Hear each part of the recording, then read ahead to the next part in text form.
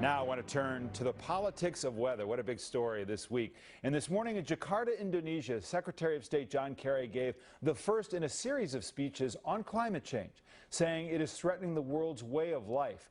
I'm going to discuss the debate over climate change policies in just a moment with science educator Bill Nye and the science guy and a Republican Congresswoman from Tennessee, Marsha Blackburn. But first, is the growing cost of our recent weather disasters creating a new focus on the need for action on climate change?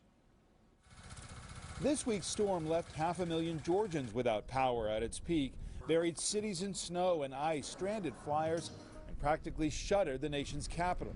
Extreme cold has frozen Lake Superior to levels not seen in decades and led to a boom in tourism and ice caves off the water. And in California, prolonged drought gripping 90% of the state has parched crops and dried up food supplies for livestock. Is it a natural cycle? Is it due to human interference or human conditions that we have created? That remains open to debate. But there is no doubt the climate is changing. President Obama toured a Fresno farm Friday to tout federal support to address California's water crisis. In his State of the Union speech, he was adamant. The debate is settled. Climate change is a fact. The extreme weather is not limited to the United States. Massive flooding has left large parts of England underwater over the past 2 months.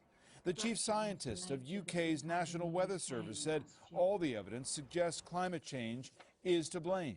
Skeptics say the forecasts of doom and gloom are overblown. After you adjust for the fact that there's so many more people living in so many more places, there's no change in weather-related damages.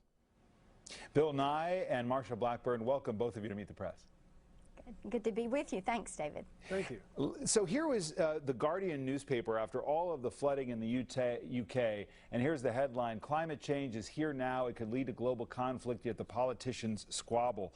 In the scientific community, this is not really a debate about whether climate change is real. The consensus is that it is. The majority of those who believe, in fact, that it is caused by humans. There are certainly some in the scientific community who don't believe that's the case and who are skeptical about some of those conclusions. But nevertheless, there is still this level of consensus. My question to begin with both of you is, in this moment of this kind of extreme weather moment, is it creating new urgency to act? Bill Nye, I'll start with you.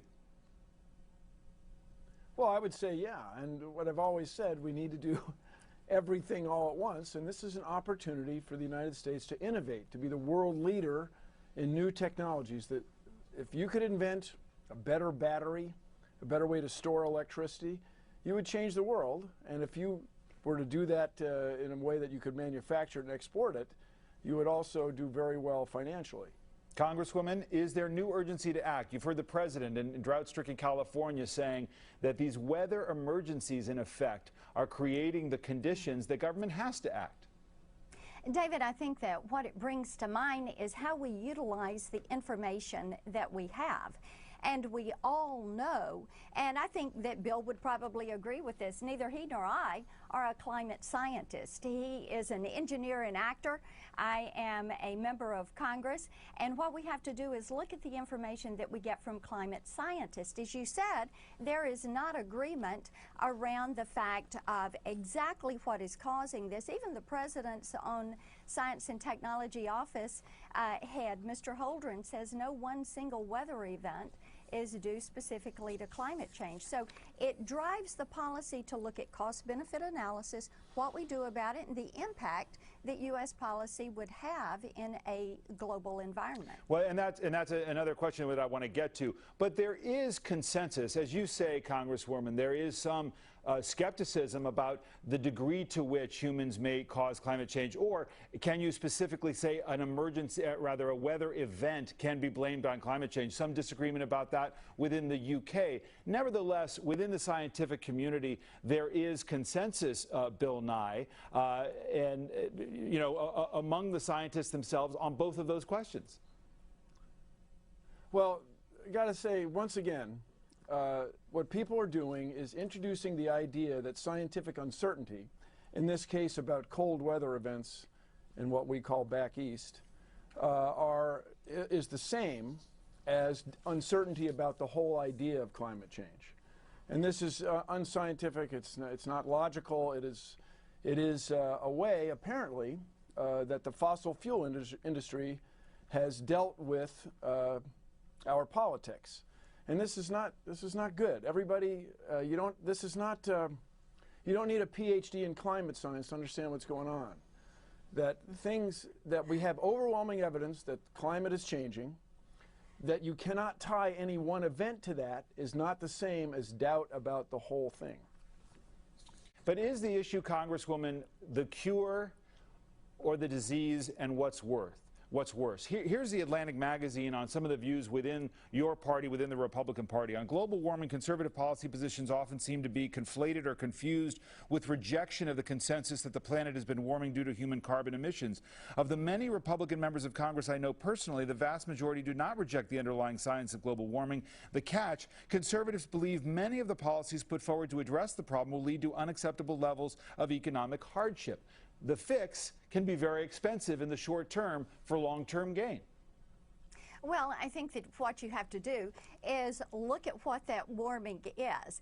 And when you look at the fact that we have gone from 320 parts per million, 0.032 to 0.040, 400 parts per million, what you do is realize it's very slight. Now, there is not consensus, and you can look at the latest IPCC report and look at Dr. Lindzen from MIT, his rejection of that, or Judith Curry, who recently from Georgia Tech. There is not consensus there. I think what we have to do. Well, hold on, I just have to interrupt you. I'm sorry, Congressman, let me just interrupt you, because it's not. Sure. You can pick out particular skeptics, but you can't really say, can you, that the hundreds of scientists around the world who have looked at this have gotten together and conspired to manipulate data, and that industry folks like PG&E, here's PG&E's website, its current website. This is a natural gas producer in Northern California saying, as a provider of gas and electricity to millions of Californians and an emitter of greenhouse gases, PG&E is keenly aware of its responsibility to both manage its emissions and work constructively to advance policies that put our state and the country on a cost-effective path toward a low-carbon economy. So the issue is, what actions are taken, when will they really work? First to you, Congresswoman, and then let me have Bill Nye respond. You're exactly right. And what you have to do, let's say everything that Bill says is wrong is wrong. Let's just say that. Then you say, what are you going to do about it? What would the policy be? And will that policy have an impact? Now, even Director McCarthy from the EPA, in answering questions from Congressman Pompeo before our committee, said reaching all of the 26 U.S. goals is not going to have an impact globally. And David, what we have to look at is the fact that you don't make good laws, sustainable laws, when you're making them on hypotheses or theories or unproven sciences. Bill Nye? Well, once again, the Congresswoman is trying to introduce doubt, and doubt in the whole idea of climate change. So what I would encourage everybody to do is back up and let's agree on the facts. Would you say that the Antarctic has less ice than it used to? When you asserted, Congresswoman, that a change from 320 to 400 parts per million is insignificant, my goodness, that's 30%.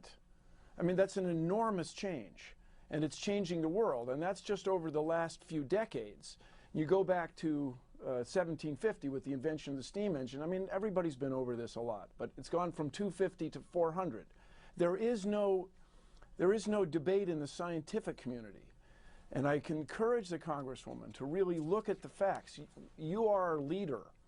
We need you to change things, not deny what's happening. Let me inject this weather point. event. I want to inject this point. This weather event's important. I want to stick to the point about what's going to happen in the future with policy. Yeah. The reality is that something is happening, and whether you're along the East Coast, whether if you look at all the money that was spent on infrastructure after Hurricane Sandy, or you look at flooding, you have state and local governments, Congresswoman, who have to deal with the realities of climate change, and it's expensive. You're very concerned about the future of our debt. There's a lot of cost involved here. How does government responsibly, even where there may be differences on the policy and the cure, respond to the very real-time impacts of weather and a changing climate? That's exactly right, and it is expensive when you look at the cleanup. And David, one of the things that we have to remember is cost-benefit analysis has to take place, and that is something that goes back to a Clinton executive order, and it is required. And it is unfortunate that some of the federal agencies are not conducting that cost-benefit analysis. They're focused on the outcome, and they need, whether it's the EPA, whether it is the science and technology agencies, they need to be doing that cost-benefit analysis. Now, you know, when you look at the social cost of carbon, and there is a lot of ambiguity around that, what you also need to be doing is looking at the benefits of carbon and what that has on increased agriculture production. A lot of good study out there about that, a lot of good scientists and biologists who have done that study.